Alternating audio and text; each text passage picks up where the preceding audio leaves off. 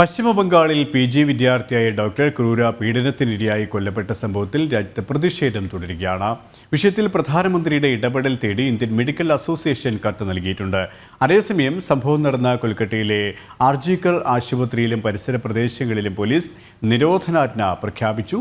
വിശദാംശങ്ങളുമായി ഡൽഹിയിൽ നിന്നും നന്ദഗോപൻ ചേരുകയാണ്. നന്ദൻ, വലിയ പ്രതിഷേധമാണ് കഴിഞ്ഞ ദിവസങ്ങളിലടക്കം രാജ്യത്തുടനീളം അലയടിച്ചത്. രാജ്യ തലസ്ഥാനത്തടക്കം EBPയുടെ നേതൃത്വത്തിൽ വൻ പ്രതിഷേധങ്ങൾ ഉണ്ടായിരുന്നു. ഇന്നും അത്തരത്തിലുള്ള പ്രതിഷേധങ്ങൾ വരും ദിവസങ്ങളിലും തുടരും എന്ന് തന്നെയാണ് മനസ്സിലാക്കാൻ കഴിയുന്നത്, അല്ലേ?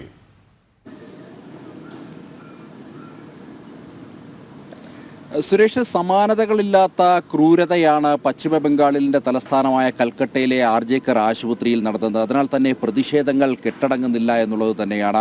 ഇന്നലെ ABVPയുടെ നേതൃത്വത്തിൽ വലിയ പ്രതിഷേധമുണ്ടായിരുന്നു. മാത്രമല്ല, ആശുപത്രികൾ, ഓൾ ഇന്ത്യ മെഡിക്കൽ ഇൻസ്റ്റിറ്റ്യൂട്ട് അടക്കമുള്ള ആശുപത്രികൾ കേന്ദ്രീകരിച്ച് ഡോക്ടർമാരും അതേപോലെ തന്നെ മറ്റ് പാരാമെഡിക്കൽ ജീവനക്കാരും നഴ്സുമാരും അടക്കം വലിയ പ്രതിഷേധത്തിൽ തന്നെയാണ്. അത്തരം പ്രതിഷേധങ്ങളും അവസാനിക്കുന്നില്ല എന്നുള്ളത് തന്നെയാണ്. ഇന്നലെ ഡൽഹിയിലെ ജന്തർ മന്ദിറിൽ വിവിധ സംഘടനകളുടെ നേതൃത്വത്തിൽ ബാങ്ക് ജീവനക്കാരുടെ സംഘടനകൾ അടക്കം വലിയ പ്രതിഷേധമാണ് ഉയർത്തിയത്. അതായത് വലിയ ക്രൂരതയാണ് ആ പെൺകുട്ടി നേരിട്ടത്. ഈ അടുത്ത കാലത്തെങ്ങും അത്തരത്തിലൊരു ക്രൂരത ഒരു സ്ത്രീയും അല്ലെങ്കിൽ ഒരു പെൺകുട്ടിയും നേരിട്ടിട്ടില്ല എന്നുള്ളത് പോസ്റ്റ്മോർട്ടം റിപ്പോർട്ടുകളിലൂടെ വ്യക്തമാണ്. പ്രത്യേകിച്ച് ആ കുട്ടിയുടെ ശരീരഭാഗങ്ങളിലേറ്റ മുറിവ്, അതേപോലെ തന്നെ കുട്ടിക്കേറ്റ പരിക്ക്, ഇതെല്ലാം തന്നെ മരണത്തിന് കാരണമായി, നിർണായകമായി എന്നുള്ളത് തന്നെയാണ്. മാത്രമല്ല, കുടുംബമടക്കം ആരോപിക്കുന്നത് ഇതിന് പിന്നിൽ ഒരാളല്ല പലരുണ്ട് എന്നുള്ളത് തന്നെയാണ്.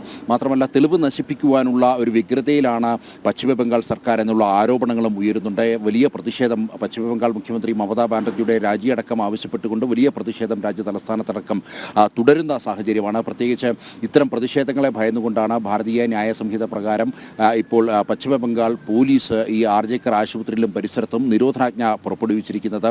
നേരത്തെ വലിയ പ്രതിഷേധങ്ങൾ തുടരുന്ന സാഹചര്യമായിരുന്നു ഉണ്ടായിരുന്നത്.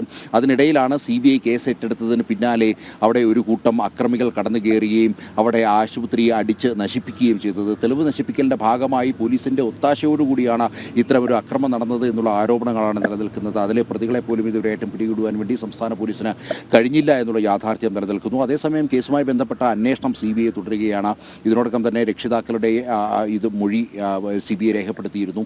ഇതിനു പുറമെ ഈ ആശുപത്രിയിൽ ഉണ്ടായിരുന്ന ഡോക്ടർമാരുടെ മൊഴിയടക്കം അല്ലെങ്കിൽ അവരെ വിശദമായി തന്നെ ചോദ്യം ചെയ്യാനിരിക്കുകയാണ്.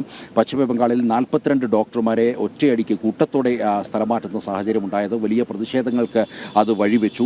ഈ സംഭവം മറ്റൊരു ദിശയിലേക്ക് കൊണ്ടുവരുവാൻ വേണ്ടി ആദ്യം മുതൽ തന്നെ മമതാ സർക്കാർ ശ്രമിക്കുന്നു എന്നുള്ള ആരോപണങ്ങൾ നിലനിന്നിരുന്നു. ഇതിൻ്റെ ഭാഗമായാണ് അവിടെ ഈ സംഭവം ഉണ്ടായതിന് പിന്നാലെ പോലീസ് ഇത് ആത്മഹത്യയാക്കി തീർക്കുവാനുള്ള അത്തരം സാധ്യതകൾ പോലീസ്. ശരി, ഇതിലും നന്ദൻ പറഞ്ഞതുപോലെ തന്നെ അത്തരത്തിൽ വലിയ പ്രതിഷേധം തന്നെയാണ് നടന്നുകൊണ്ടിരിക്കുന്നത്.